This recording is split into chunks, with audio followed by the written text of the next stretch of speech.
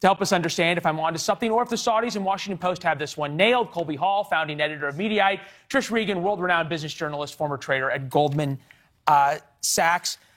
You know, I don't know, Trish, you and I have covered Washington for a long time together. I never thought I would see Max Boot, the Saudis, and the Washington Post all on the same page. Kudos to Elon Musk. Yeah.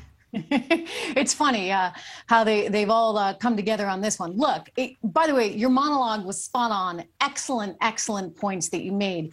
I've always been of the belief that bad speech is only fixed really by more speech, right? You want the good speech to drown out the bad stuff. You can't actually sit there and say, we're going to regulate this. We don't like your point of view, therefore you're not allowed on. We're not going to listen. Because if you do that, ultimately, I don't think we're any better than the USSR. Back when it was, or Russia today, frankly, these countries that control the narrative. And you run the risk then that everyday Americans really don't trust the establishment. I know folks don't trust the establishment now, but imagine if it was to continue. Right. No, in the way there that seems it's to be, been. this is laying this bare.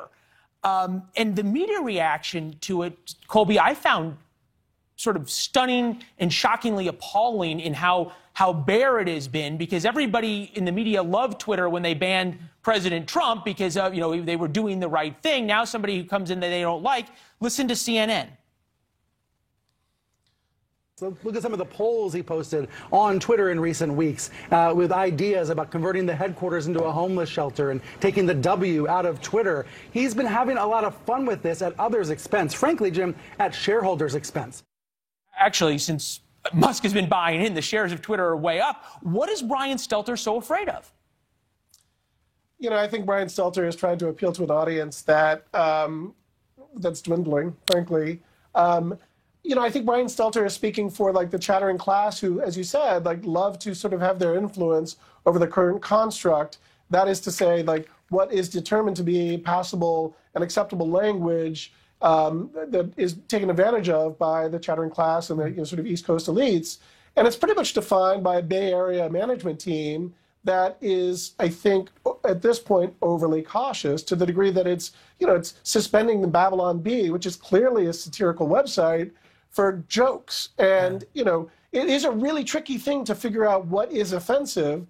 And, I don't know exactly what Elon Musk will do. I don't think he's going to allow hate speak. I don't think he's going to allow threats to kill people. But, I think what he will do is he'll allow the pendulum to maybe swing back the other way. And I think Twitter would be more interesting as a result. Yeah, we can all agree that there's a difference between allowing hate speech and sort of the wild hypocrisy of allowing the Ayatollah to have a Twitter account and President Trump doesn't. There's a big gulf there for Elon Musk if he ends up buying this to get through. I'm interested in this because you, Trish, interestingly enough, had covered Elon Musk back when he was the hero of the left because of Tesla. This was the guy who was bringing electric cars. He was a visionary. Now all of a sudden he's a villain. Does this prove that the power of controlling speech is way more important to a certain group of people than the existential threat of our climate change? Oh, absolutely. For sure. I mean, they also don't like him, keep in mind, Leland, because he won't allow unions, right, in the Tesla shop. So that's been an issue. He continually gets ignored by this administration whenever they're touting electric vehicles. And let's face it, this is the guy that basically created the entire industry. I think that the left really has no use for him right now. He's pushed the envelope too much for them, and they're terrified. They're absolutely terrified. If he's running Twitter, well, then you've got a big counter, right, to the establishment media types. And I agree with Colby. We'll see what he would do, but I don't think it's going to be complete chaos on there. I just think that you're going to have a little bit more bandwidth. Yeah, you'd actually have social media. You'd have the social media of a real conversation. In a way, he understands, I think, Colby, probably, that liberals aren't any more likely to abandon Twitter than conservatives who've threatened to for years are. It does have this monopoly right now of the echo chamber. It's interesting, though, top followed congressional members on social media, of the top 13 accounts followed on social media, all but 4 are Democrats. Does this have an outsized influence on, say, center-right to fully left part of the spectrum?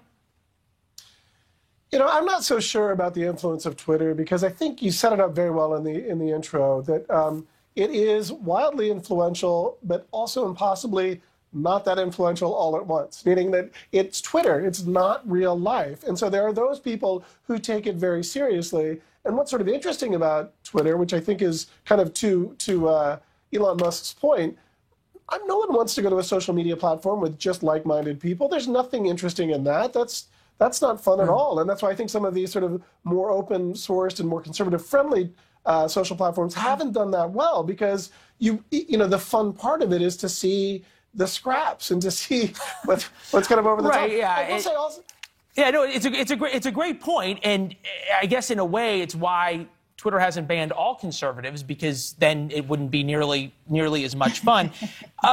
Trish, one of the reasons we wanted to have you tonight is sort of to look forward to this. This is as much a culture story as it is a business story, right? There's real dollars and cents here. There's laws. Elon Musk owns a little bit more than 9% of Twitter. He's offering to buy it out for an additional $43 billion.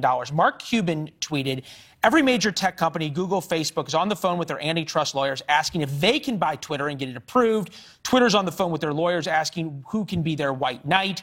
Elon may have started this, but his threat to sell his shares if Twitter says no opened the door for those tech giants to walk in for relatively little money, grab huge influence at Twitter, or possibly direct path to acquisition. Elon will smile all the way to the bank. What happens next?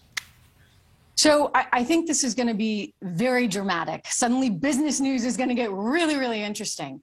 There's lots of things that the board is probably trying to think through, including putting a poison pill in that would prevent Elon from, say, getting more than 10% or 12% or 13% of the company.